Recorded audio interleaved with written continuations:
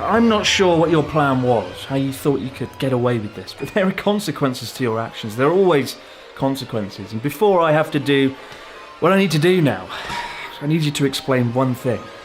How did you think you were going to get away with this?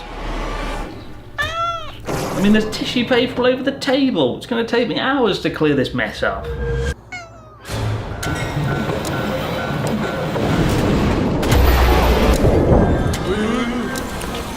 Moldy.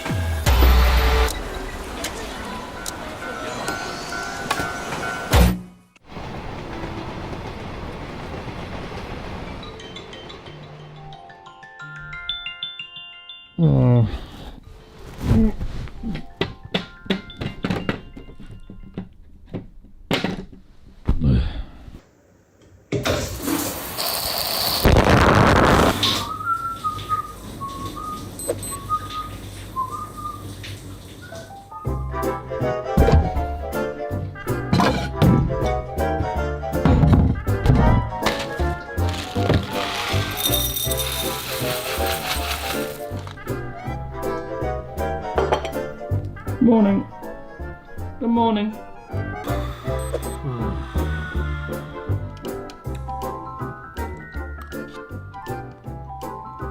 It's like bird food. Muesli Red Temptation. Healthy breakfast. Red Temptation. Sounds like an adult film set in Soviet Russia. You might be wondering what my morning routine looks like. I often get asked, and it's awful. It's really bad. You see these Instagrammers promote their morning routine on their feed, and it's like, I wake up in the morning and do 45 minutes of yoga, 87 press-ups, then I write a haiku about a cherry tree and ride a horse into space. Like, nobody does that. Nobody has a good morning routine. It's either abject chaos, running around to get out the door, or it's just thoroughly underwhelming, as this is right now. Like when I get up in the morning, I sit here and I slowly sip on this jug of iced coffee, eating this and looking at the wall intermittently and going, I hate myself. That's the morning. That's the morning routine. And I shouldn't have to feel guilty for that. I should start a new trend. Hashtag crappy morning routine. So Charlotte's been away all week and I thought tonight I'd treat her something special. Dinner cooked by me. Doesn't get better than that, does it? And I thought I'd cook her the meal that I used to have 4 nights a week when I was a teacher. I used to come home, pass out, and then hastily cook dinner. And that, of course, is chicken and camembert. The perfect combination. Doesn't get better than chicken and camembert, does it?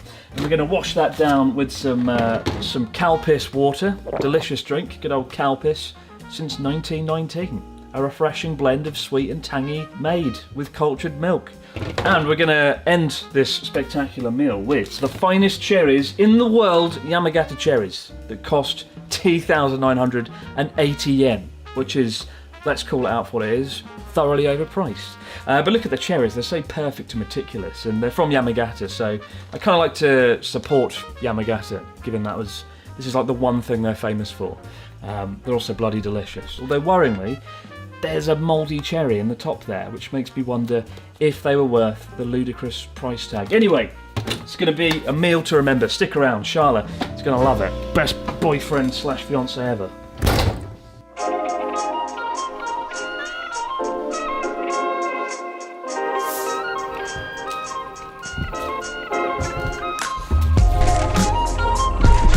Honestly, cats might be the most ridiculous creatures on this earth. No matter where I am or what I'm doing in the apartment, they follow me around at all times, meowing as if to say, meow, look at me, love me, notice me. And then the moment you give them the attention they so sorely crave, you touch them, whatever, they go, meow, meow, meow, fuck off, don't look at me, don't touch me. You make me physically sick, I hate you. I feel like I'm constantly being gaslit by these damn animals. Like, I used to have a cat allergy, but somehow, by magic, the moment we got Maro, my body adapted.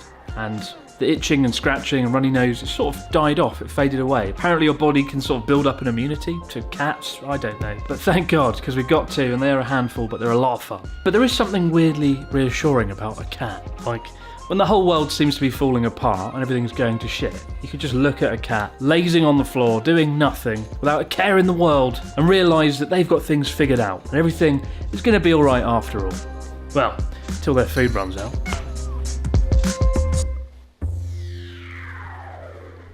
So here we are, guys, the room where the magic happens, the room where Abroad in Japan videos get edited.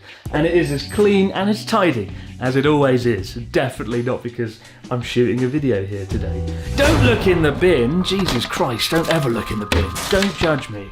But as the Abroad Japan studio is all the way up in Sendai still at the moment, I've been spending a lot of time in here, locked away editing, sometimes 16 hours at a time, doing Journey Across Japan over there. And I do have to edit a little bit later on today, so I'll be coming back here and I'll give you the full proper tour then.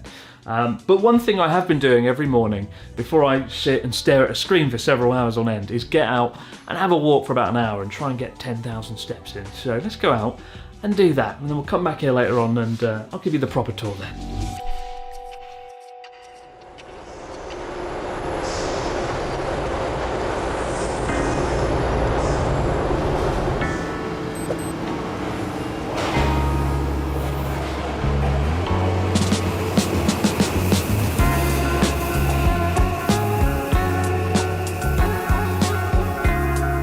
I never thought I would live in Tokyo.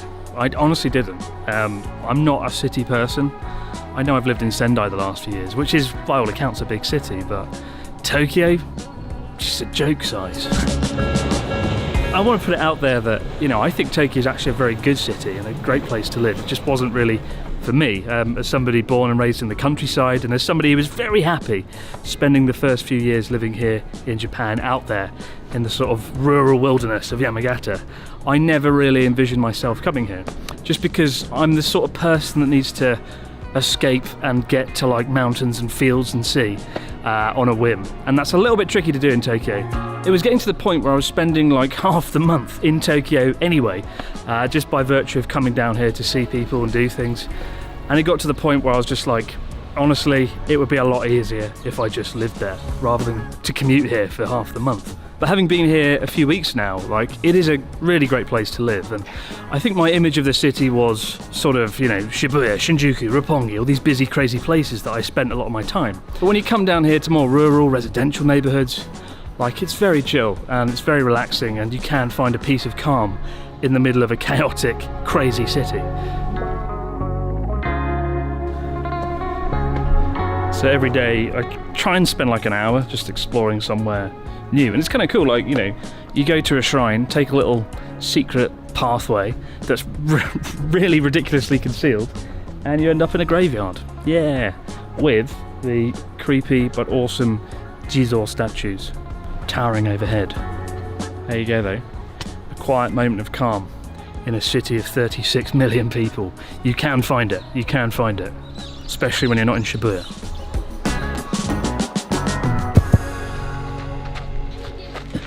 Hey! Good luck. YouTuber. Abroad in Japan. Abroad in Japan.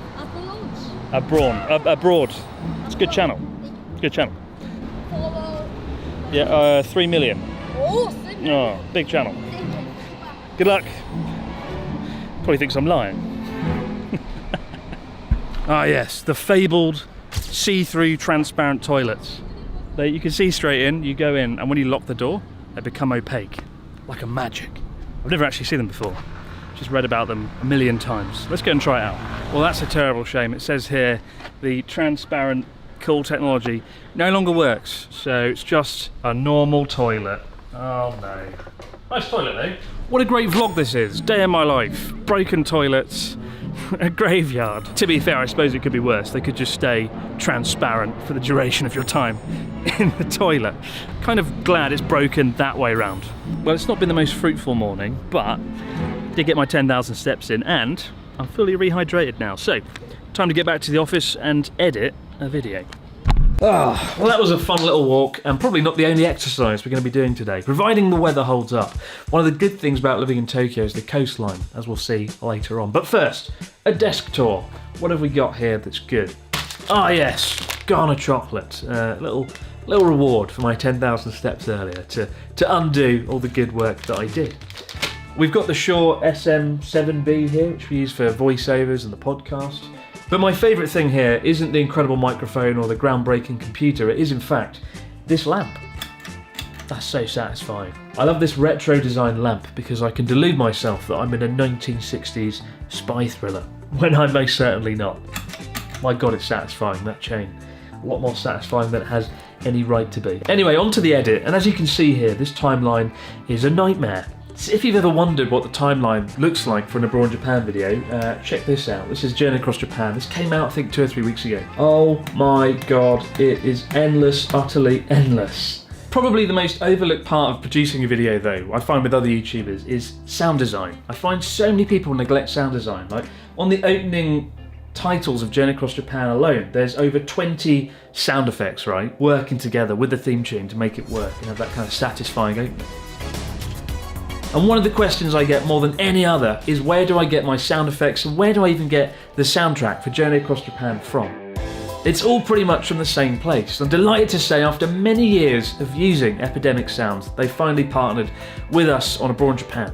Epidemic Sound has the best catalogue of music and sound effects online. And I love Epidemic for 2 reasons. Number one, you've heard the music, you know how good it is, and every single song in this video is from Epidemic. You can find a playlist in the description box below and on the website as well. But the second reason I love Epidemic is, in a world where YouTube videos often get copyright strikes for music under very dubious circumstances, I've never had a single issue with any of the soundtracks that I've licensed from the website, which is extremely important to have that peace of mind, right? So I'm delighted to say you can get a 30-day free trial at the link in the description box below. And even if after 30 days you don't want to carry on your subscription, all the songs you've licensed from Epidemic will still be available to use on your videos. No copyright strikes or anything like that.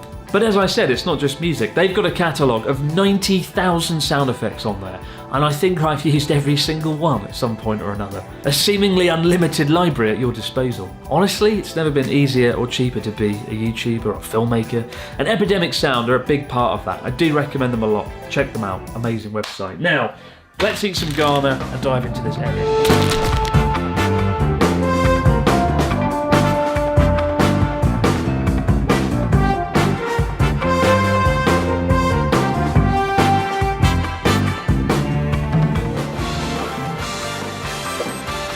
Oh man, well, I managed to edit the first bit of the video. I'm quite happy with how it's coming along. Also made short work of the Ghana. Oh, the last of the Ghana. Yes, haha.